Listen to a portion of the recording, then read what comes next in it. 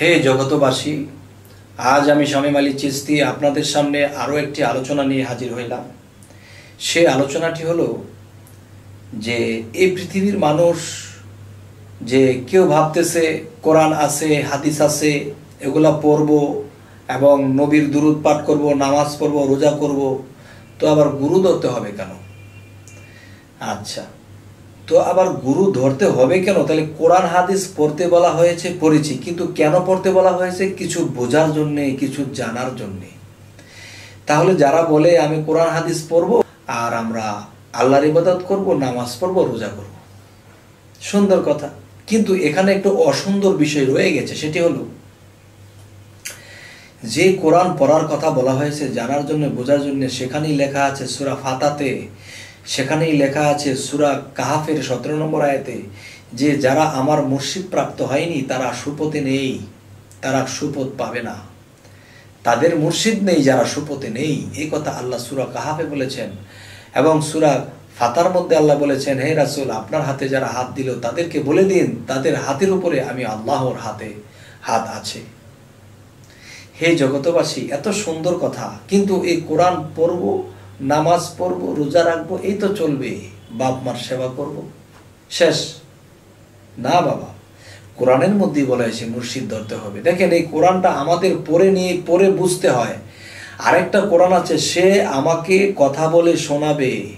তাহলে একটা কোরআন কাগজে লেখা, এটা পড়ে আমাকে বুঝে নিতে হয়। আরেকটা কোরআন আছে রুহের মাধ্যমে, রুহে ইনসানিয়াতকে যদি আমি জাগ্রত করতে পারি তখন তিনি জেগে আমাকে বলে দেবে কোরআনের বিষয়। আর সেটা হলো নগদ। যেমন কোরআনের আয়াতের মধ্যে যে কথাগুলো লেখা আছে সেটা 1450 বছর আগে হযরত মুহাম্মদ সাল্লাল্লাহু আলাইহি সাল্লামের কাছে নাজিল হয়েছিল, আর সেগুলো আমাদেরকে পড়ে বুঝে নিতে হয়। আরও একটি কোরআন সে সৃষ্টির শুরু থেকে আমার মধ্যে আল্লাহ দিয়েছে, আর সেই কোরআনটি কোথায়? রুহের সাথে মিশে আছে। সেই রুহের সাথে মিশে থাকা কোরআনকে যখন আমরা সাধনার দ্বারা, মুর্শিদের প্রেমের দ্বারা যখন আমরা জাগ্রত করে নিতে পারবো, সেদিন কি হবে? সেই রুহে ইনসানিয়াতের কোরআন আমার সামনে সম্মুখে দাঁড়াবে এবং তিনি আমাকে সেই কোরআন থেকে কথা বলবে এবং সেই কথাগুলো আমি বুঝে চলতে পারবো। আর সেই কথাগুলো কিরকম? আমি কোন দিন মারা যাব সেটাও রুহে ইনসানিয়াতের কোরআনে আছে। আমি কোন দিন চলে যাব, কোথায় গেলে কি হবে সেটাও রুহে ইনসানিয়াত জানে। এবং কালকে কি হয়েছিল, কালকে কি হবে, কালকে এটা হবে না হবে, এটাও সে জানে। তাহলে কোরআনের মধ্যে পড়ে যা বুঝে নেব তা কিন্তু এরকম কিছু আমাকে বোঝানোর মতো নেই, কিন্তু আমার পড়ে নিয়ে আমাকে বুঝে চলতে হবে। কিন্তু আর সেখানে কি বলা হচ্ছে?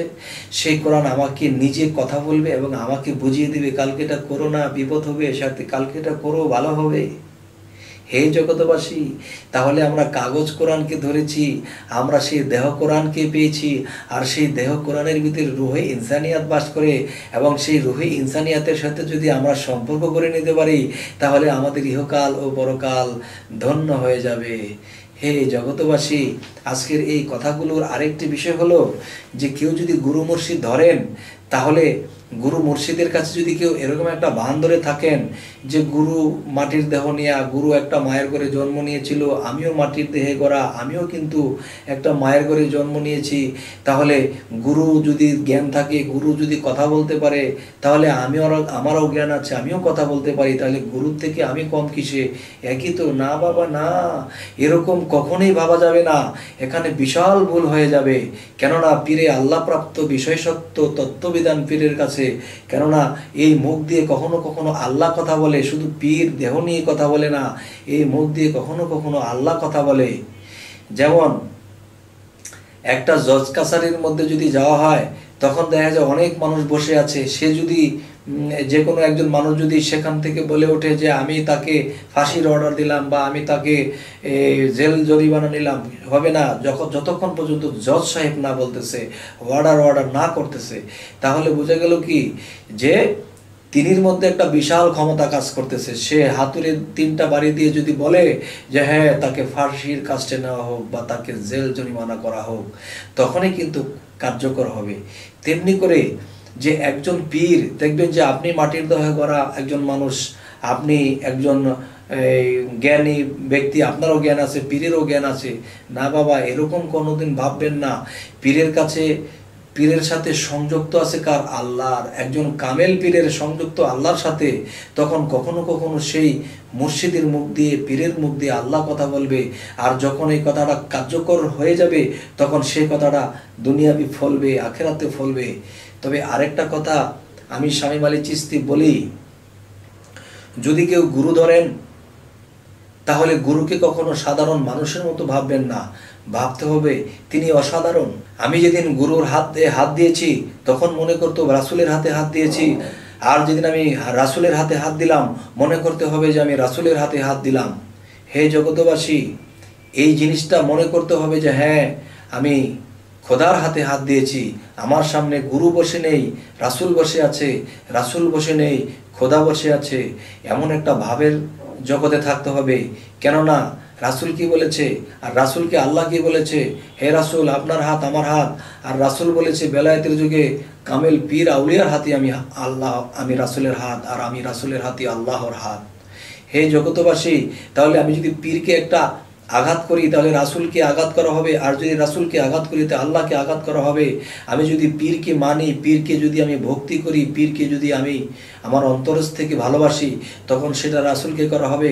আর রাসূলকে করলে সেটা আল্লাহকে করা হবে। হে জগতবাসী, যে এই পৃথিবীতে যদি কোনো ভক্ত বায়াত হইতে চান, তাহলে কামেল একজন পীরের কাছে বায়াত হবেন অবশ্যই। কিন্তু বায়াত যে হবেন, কিন্তু বায়াত হলেই হবে না।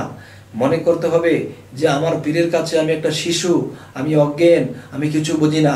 পৃথিবীতে থেকে আপনার অনেক জ্ঞান যদি হয়েও থাকে, মনে করতে হবে আপনার কোনো জ্ঞানই নেই, আপনি অজ্ঞান।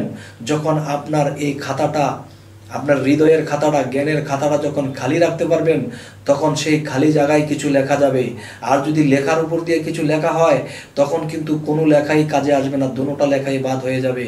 যদি কোনো ভক্ত নিজেকে নিষ্পাপ এবং নিজের মধ্যে জ্ঞান শূন্য না হইতে পারে গুরুর কাছে যাইয়া, তো তখন পর্যন্ত তার হৃদয়ে, তার জ্ঞানের খাতায় কিছু লেখা যাবে না।